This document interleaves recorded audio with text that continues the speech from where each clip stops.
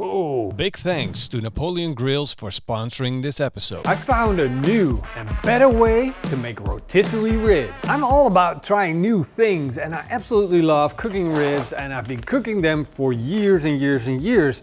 And then just when you think you've used every single technique that you did and you improved upon it and you find the final version, you're wrong. There's a new way to do it. Every single time. I'm gonna be cooking these beautiful ribs on the rotisserie. This is the rotisserie rack from Napoleon Grills. And it's shaped in a completely different manner. I'm trying this thing for the first time, but if you take a look at this, you can lock in meat in this rack and then set it on your rotisserie and let it rotate. This is what I've been looking for all these years. You might think, why is that a big deal? Well, it's a big deal because Morrison and I absolutely love rotisserie ribs. They're really delicious. And that's because you take a beautiful piece of meat like this, you put a little bit of salt and pepper on it, and then the outside just start caramelizing and crunching up and become absolutely delicious. That's so good. And that's why we love rotisserie. No other way to achieve that beautiful flavor and crust on the outside. These are baby back ribs. Absolutely beautiful and delicious. I'm just gonna pat them dry with a little bit of paper towel, season them with a little bit of finishing salt and a little bit of fresh ground pepper, and that's all they will need.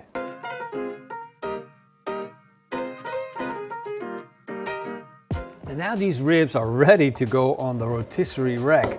There we go, just open them up, place the ribs inside, close it, and you see the pins right there? They will hold the meat in place while the ribs are cooking. And in a rack like this, you can put 2 whole slabs of baby back ribs. Man, where has this tool been all my life? I needed this. I'm gonna be cooking this on my Napoleon Prestige Pro 500. Now there's a backstory to this grill because I assembled this grill in the factory in Canada myself. So that was a great opportunity. It's been a couple of years, so this thing has been rocking in the studio. We've been cooking on this so many times. I still absolutely love this thing. It's a monster. You can't destroy it. It looks freaking amazing. And now without further ado, gotta open the security pin right there. Slide the rotisserie pin in and turn on the burners that sit beneath the ribs.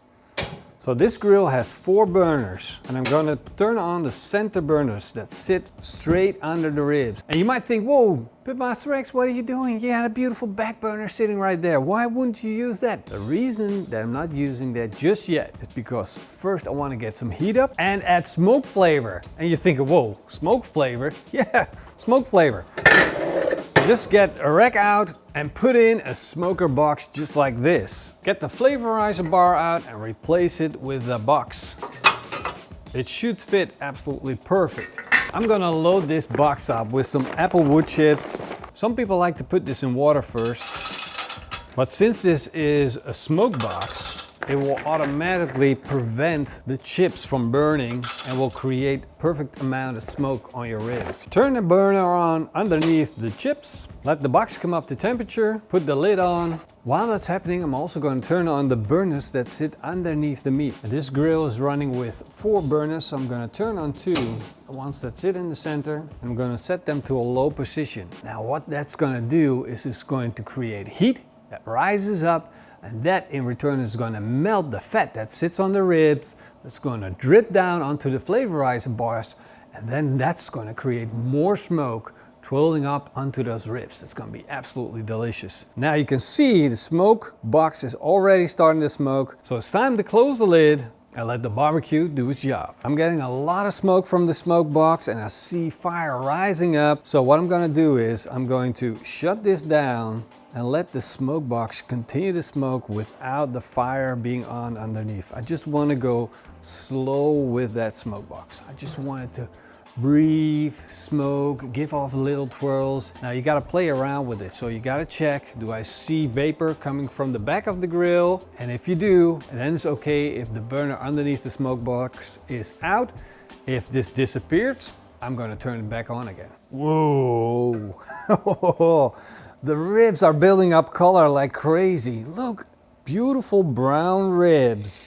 already starting to showing the bone. So we're cooking and we're going fast. And as you can see, the fat is dripping down and drizzling onto the flavorizer bar, creating more smoke and more flavor. And now I just want to make sure that we cook evenly, because if I'm looking at this, I'm seeing places that are turning brown, and I'm also seeing some spots that are not getting the same amount of smoke and heat. So what I'm gonna do is I'm gonna flip this around. All I need to do is stop the rotisserie, release the clamps, stick it in the other way around, and put the rotisserie back on again. Turn it back on and let it continue to rotate and turn brown. And note, the back of the ribs are getting a beautiful color just as well.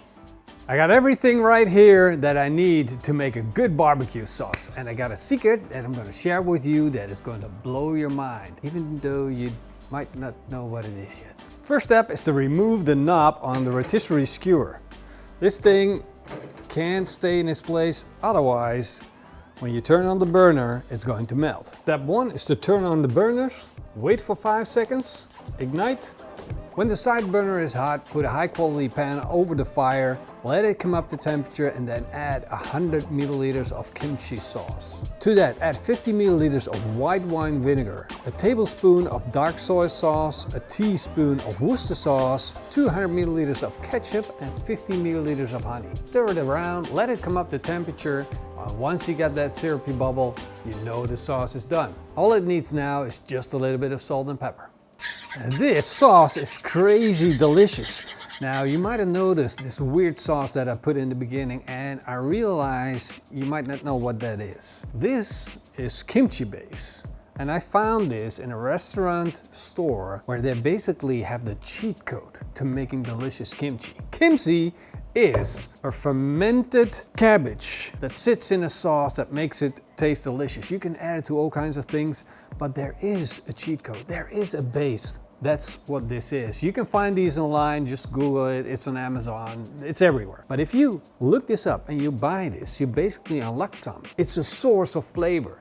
It's lots of garlic, lots of spices, and when you put it into a sauce, it instantly becomes something magical, something big, something enormous. And that's what we did with this sauce. Just a little bit of that in the sauce to turn it into something special. And that's why I call this kimchi barbecue sauce. Been 2.5 hours and these ribs look absolutely freaking delicious. Look at that crust that's been built up. Dark brown crust, bones sticking out, a little bit of shyness over there, and a little bit of bubble from that fat that's rendering down. Let's turn off the rotisserie. Let's get these off. And you might wonder, how does this guy know when the ribs are done? Well, let me tell you. I can see the bones start popping. That's the first sign. And then the next sign is to be able to pull one of these ribs and just tear it off the rack. That is a clear sign that your ribs are done. And I want you guys to hear something that gets me excited every time. Me and Morrison are crazy about these ribs because they build up a crust. And that crust makes these ribs so good. And you only get that crust when you got direct heat and fat rendering down. If I slice it up and we take a look inside, you're gonna see so much juice. My personal favorite way to eat ribs. And that dunking part on the dip, on that sauce, and it is a dip sauce. It's not a glaze sauce, so keep that in mind. There's a big difference in that. Drip in. Oh, can I do a dunk first? Can I do the dunk? That sauce is so super intense. No. Wow. If you like powerful and flavorful, that's what this is. Kimchi saves the day. Incredible. This must be the best barbecue sauce I ever had. Forget about all those, I don't want to make them angry, but forget about every other barbecue sauce. This is the one. This is the one for ribs. Rotisserie ribs, man. But you kind of need that rack because it's the 2.0 version of making rotisserie ribs. Really, really good.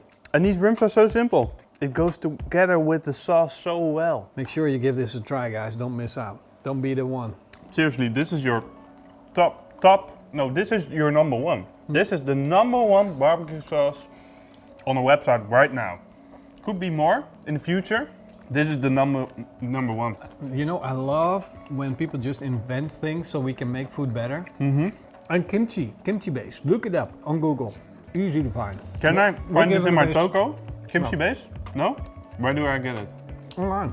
Just look it up online. You're so lucky if you find it in your local store. Alright. It's like a secret hack. They don't sell it in stores, just online. We're gonna stop the video. Oh. Comment down below. Thank you guys for watching. Give us a big thumbs up in the comment down below. Hope to see you guys next time. Until then, eet smakelijk. And Keep on grilling. That's Eating right. kimchi. kimchi barbecue sauce. Remember.